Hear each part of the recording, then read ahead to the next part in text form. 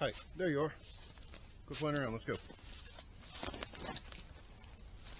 Hey everybody, just want to let you know I'm back. I'm sorry about the time away. Had some other things going on, but that's all over with now. So anyways, it feels good to be back out here in the woods. Hoping to have a lot of these videos coming up. So I made a promise that, a couple of promises actually, one of which was I was going to talk about my multi-tool that I took with me on a loan. And I think that's probably going to be just about the last thing that I have to cover over my time there, unless somebody has questions or whatever. But going to talk about that a little bit. I've got some products coming. Going to put those to use. So a lot of exciting things coming up. I've got a lot of things that I want to do. Thinking about putting up a shop. Going to start working on that pretty soon. Have a place, a little work spot, you know, to do some different things. I'm going to start do some forging, some woodwork, you know, I'll cover the bases. But anyways, guys, it feels so great to be back out here with you, and I hope you enjoy. And just remember, like and subscribe, and we'll keep this thing going. So come over here and let's check out this knife. All right, so as promised, let's go ahead and talk about my multi-tool. Some of the modifications that I made to it, and you know, how it helped out, I guess. So first things first, I actually took, I don't know if you can see it, I took the Leatherman P4, Free P4, whatever you want to call it. The reason that I took this knife is because it was all one-handed. So no matter what else I'm doing, sorry about that, my stand about fell over. So no matter what else I'm doing, I mean, I just close it with two hands, obviously, but I can open it with one hand, I can close it with one hand. Basically, everything that you could do, I could do with one hand. Best part is, it's got these little clips right here. See those? And those are for you to grip and kind of push up to get those center tools out. So I can actually, see that? Watch. All one hand. See that? And then you can just pick which center tool you want to use. Same on the opposite side, and it's got 4 of them on this side, 4 tools. See that? I don't know if you can tell which one I used to strike my ferro rod. I still do. But every other tool on here, saw, this was a serrated blade, but I'll get to that in a minute. Knife, you can see the tip of it there is gone. I'll tell you what happened to that. Scissors, sorry I had to grab that one with the other hand, but it's pretty rough now. It was great when I took it out there, but now it's getting a little worn. But scissors are great. Those came in really handy. But yeah, so it actually helped out a lot out there, because you've always got a camera in one hand, or you've got something else in one hand, and no matter what, you can have it right there. All the outside tools. So you can open this one, you know, and you can close that one, flip it around, and open the next one. It was a great tool to have out there, and made some modifications to it, obviously. Let me straighten you up here. Okay, so I made some modifications to it before I went. I think everybody tries to modify their tools, but anyways, let me show you some of that. Take it. So it's punky, but you know, it'll work just for demonstration purposes. First thing, I didn't re-grind my blade. I thought about it. I thought about just grinding a single bevel on it and having it that razor sharp. But I thought again, because if it has a single bevel on it, you can still see where it's kind of like curved in. I don't know if you can tell where it's kind of curved in right there where I was sharpening it on a rock. But a single bevel is super sharp. but it's not super durable. The double bevel, compound bevel, whatever you want to call it, it's a lot more durable, and you can get it sharp. I showed, you know, I could shave with it, shave my arm with it out there, sharpen it on a rock, just a smooth rock and a rough rock that I picked up. So I didn't regrind that. I do a lot of wood carving, stuff like that, and the single bevel grind is amazing for wood carving. With it, it's kind of rough even to cut into this punky stuff, do something, you know, fine with it. But you can see it still works, but it's just a little harder, you know, more time consuming. And this is even wet. I mean, with my Mora, I would just be able to peel this stuff off like it wasn't nothing. So I didn't regrind the bevel just to save the strength of the bevel. I thought about it, but just to save the strength of the bevel, I didn't regrind it. There is a few more modifications that I wish I would have, you know, had the foresight to do instead of some of the ones that I did do, but it is what it is. Let's go to the next one here, and I'll tell you a little bit about that. So the flathead screwdriver I actually turned into a carpenter's chisel. You see that? Back it up a little bit. See, it still got that little edge. Still has a little edge right here. I didn't want to get rid of that just in case I needed it for something. Still has that little edge right there from the manufacturer, but I put another little edge right there. I don't know if you can tell them, see if I can get it right there. Put another little edge right there so that it has that, and then it, you know, comes down into your bevel for your chisel. And put a pretty good bevel on it for the chisel. Turn something a little darker towards it. Maybe the beard. Will the beard show it? So anyways, this thing actually worked phenomenally for all of my little projects. I could actually, let me put you down here. So with the chisel, I could actually cut into this pretty easy. Well, it's punky, but I could actually cut into it pretty easy.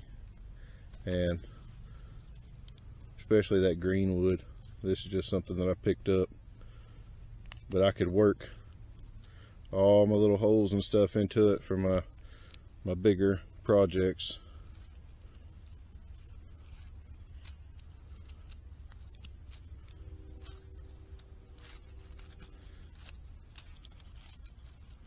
See, come right down into it.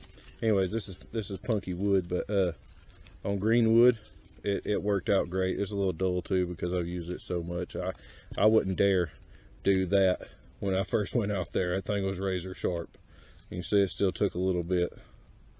But anyways, so there's that one. Another thing that I used a lot making my fishing lures, I know you guys didn't see my fishing lures, but I did make some, and it was this little tool right here. This is the Phillips head screwdriver, and I turned that thing into a spade bit. See, I actually filed it down where one wing came off one side and the next wing came off the other side, so it's kind of set like this. I know you can't really see it, but it's kind of set like this. And it has a little starter tip on it, and what that does is it continuously drills a hole.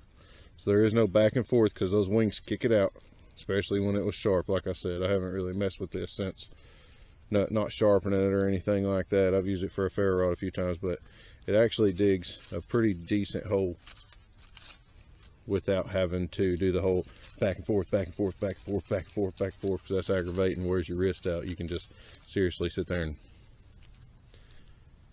I have put this thing in between my feet and spun it like this too.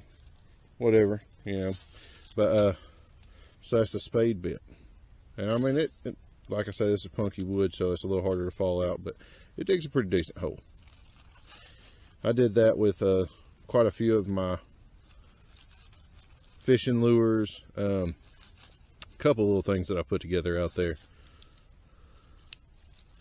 Nikolai's ball in a cup. I use that for the ball in a cup to start the hole in, and I'd get so deep, like I would go that deep into it, and then, you know, finish whittling it out, and then start again. And I think it was 1.5 of these.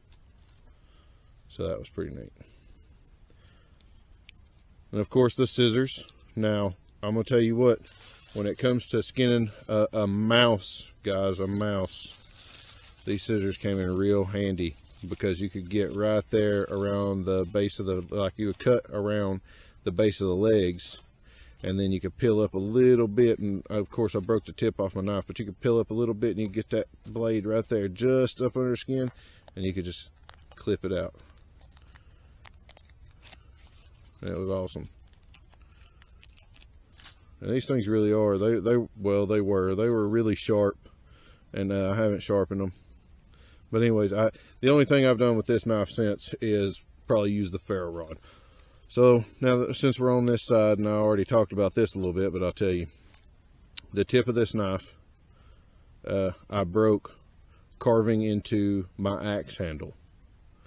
I was carving my message to Hazel, and I broke the tip off of it, and that broke my heart, because I was on like day 3 that I broke it. And then a while later, I can't remember what day, but I was actually marking a tally in my axe handle, and it broke some more. So the tip on this knife, which I guess I was kind of abusing it, running it into a hickory handle, but the tip didn't hold up that well. So on this side, the saw, I did nothing to the saw, because I would have been dumb to do anything to that saw. That thing is still super sharp. I cut so much stuff with that saw, and it is still just super sharp. One of the best saws that I've seen on a multi-tool.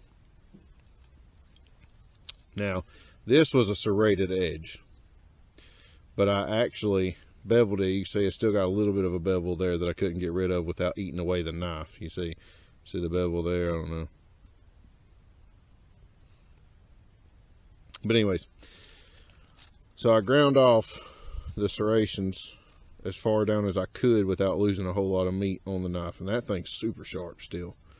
I wound up not using it as much as I thought I would. I actually would have gotten rid of this knife, and I would have taken this thing apart, and I would have made a gouge to go in here, a curved gouge.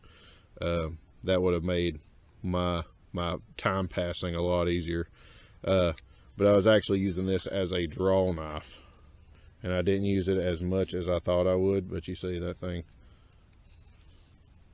you know, a piece of green wood, that works amazing.